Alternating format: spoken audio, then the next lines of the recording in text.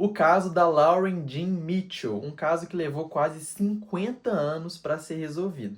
O crime chocou a região da cidadezinha onde o corpo foi encontrado e 2 pessoas foram presas só em 2023. O meu nome é Ed e você está no canal Ed Fuder Mesmo. E galera, o caso dela acontece quando ela tinha 17 anos, então ela era assim, uma menina bem nova. Ela nasceu na pequena cidade de North Webster, no estado de Indiana, nos Estados Unidos, em 1951. E ela tinha uma família muito bem estruturada. Ela tinha um pai e uma mãe presente e outros 2 irmãos. Eles eram uma família feliz até esse caso acontecer. Segundo a descrição de parentes e amigos da época, ela era uma pessoa muito feliz, muito sorridente, muito alegre, muito querida por todos da cidade. Ela gostava muito de cantar, ela participava do coral e cantava muito bem, e não aconteceu nada demais na infância dela. A gente vai pular para quando o acontecimento realmente aconteceu. E quando ela já tinha os seus 17 anos, em 1975, ela ia iniciar o último ano do ensino médio, um colégio que ficava a cerca de 15 quilômetros da cidade dela, na Wawasee High School. E aí, junto com o ensino médio, ela também queria trabalhar para ajudar na família e tudo mais, conseguia sua independência financeira. Então ela consegue um emprego num restaurante chamado Coxbury, que também é na cidade dela. E o restaurante fica perto de um lago que tem até hoje na região, um lago muito famoso naquela cidadezinha pequena que eu falei. Ela acordou, tomou café, os pais foram trabalhar, eles levantavam cedo para ir trabalhar, e naquele dia tinha uma amiga dela dormindo na casa dela. E ela tinha combinado com essa amiga e outros amigos de irem num parque de diversões que estava pela cidade depois do emprego da Lauren. Então a Lauren se despediu da amiga que também foi para casa, despediu da irmã e foi trabalhar. E ela saiu do trabalho às 10 horas da noite.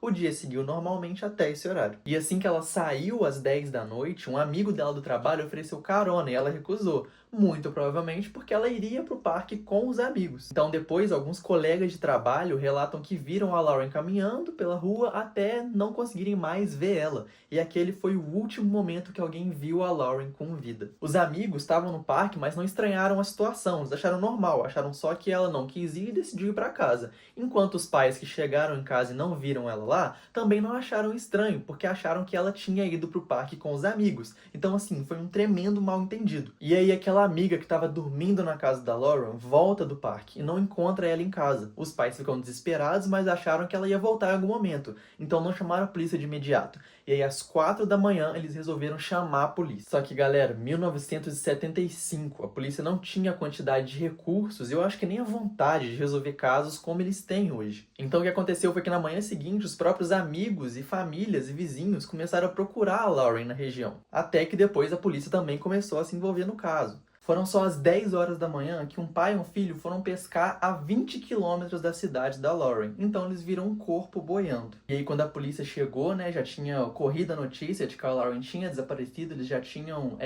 o retrato falado dela e não demorou muito para identificarem o corpo, era realmente a Lauren. E a causa da morte na hora foi cravada como afogamento acidental. Só que na autópsia do corpo foi revelado que tinham várias contusões no ombro, nas mãos, mostrado sinal de resistência. Então ela teria lutado contra alguém, além dela ter sido abusada. Mas sim, o motivo da morte realmente foi afogamento, segundo a autópsia. Mas o principal é que o afogamento não foi acidental, alguém tinha feito isso com ela. Ela estava com todas as roupas dela foram preservadas com extremo cuidado. E aí, bom, a investigação vai correndo, né? E aí os vizinhos perto do restaurante falaram detalhes importantes que foram cruciais para a investigação. Eles falaram que naquela noite que ela desapareceu, eles escutaram barulho de um porta-malas e um carro arrancando. E um cara principal chegou na polícia e falou que viu isso acontecendo. Ele realmente viu um homem batendo o porta-malas de um carro e achava que o carro era um Oldsmobile 1972. Guarda essa informação que ela é muito importante. Mas isso foi o máximo que eles conseguiram desvendar, galera. O caso foi esfriando cada vez mais, se passando dias, meses, anos, porque era 1975. A tecnologia estava longe de ser a tecnologia que a gente tem hoje em dia para identificar DNA e essas outras coisas que ajudam a desvendar os casos com muito mais facilidade. Então o caso dela acabou sendo arquivado e em 2012 os pais dela faleceram sem nunca saber o que realmente aconteceu com a filha. Mas aí, galera, só um ano depois dos pais dela terem falecido, em 2013, uma garota vem e dá um depoimento para a polícia que faz o caso ser reaberto. Ela falou que quando ela tinha 16 anos, em 1975, ela foi na festa com um cara, acabou conhecendo um cara lá numa festa, e ele tinha se gabado de ter tirado a vida de uma garota, junto com um outro amigo. Esse cara deu carona pra ela e foi nessa carona que ele teria falado essas coisas pra garota. E o nome desses dois caras era John Lehman e Fred Bunny. E o John, que foi quem deu carona pra essa moça que deu o depoimento em 2013, não teria falado o nome dela, só tinha se gabado daquilo no carro, como se aquilo fosse ajudar ele a pegar alguma mulher. E aí a gente pula pra 2014, quando um cara também dá outro depoimento na polícia, falando que ele conheceu o Fred Bunny numa festa, que também teria se gabado que tinha tirado a vida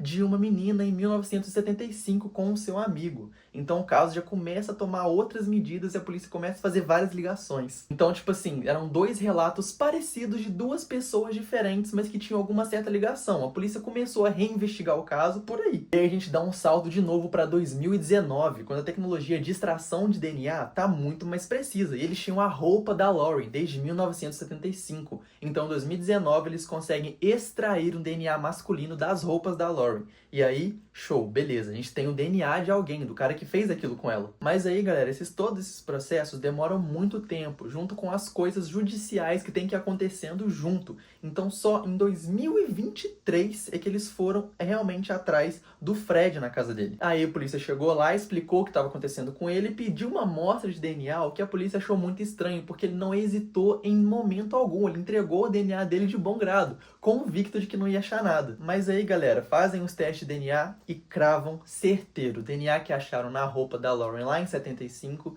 era dele. E também descobriram, perguntando o Fred, interrogando ele, que ele tinha um Oldsmobile 1972 naquela época. Então ele tinha exatamente o carro que deram depoimento lá em 75. Então eles foram presos em 2023 mesmo, e segundo a polícia foi um caso de oportunidade. Eles viram a Lauren passando para ir para o parque de diversões com os amigos, colocaram ela dentro do porta-malas, bateram, foi aí que os vizinhos ouviram e levaram ela e fizeram tudo aquilo que eu falei mais cedo no vídeo com vocês. E aí, depois de ter feito tudo aquilo, eles afogaram ela no rio, onde o pai e o filho acharam ela. Em 2024, eles foram a julgamento e o John Lehman se declarou culpado. Ele fez um acordo com a polícia na época que se ele se declarasse culpado, ele ia tirar uma das penas dele. Foi isso que aconteceu. Ele foi sentenciado a 8 anos de prisão somente e ele testemunhou contra o outro. Ele testemunhou contra o Fred Bunny, digando que o Fred tinha sido mandante do crime. Ele, na época, não falou nada porque ele tinha medo do que o Fred poderia fazer com ele. E aí, o Fred foi julgado separado, ele foi condenado à prisão perpétua e tá aí preso desde então.